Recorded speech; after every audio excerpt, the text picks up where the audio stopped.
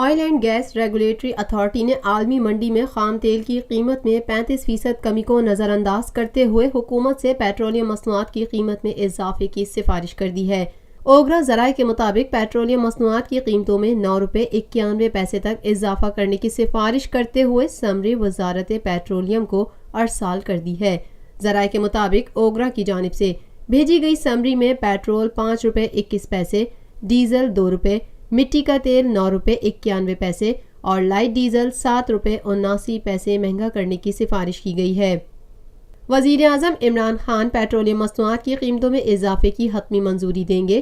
نئی قیمتوں کا اطلاق 1 دسمبر سے ہوگا۔ اس سے قبل عالمی منڈیوں میں خام تیل کی قیمت میں کمی کی وجہ سے پاکستان میں پیٹرولیم مصنوعات کی قیمتوں میں کمی کا امکان ظاہر کیا جا رہا تھا۔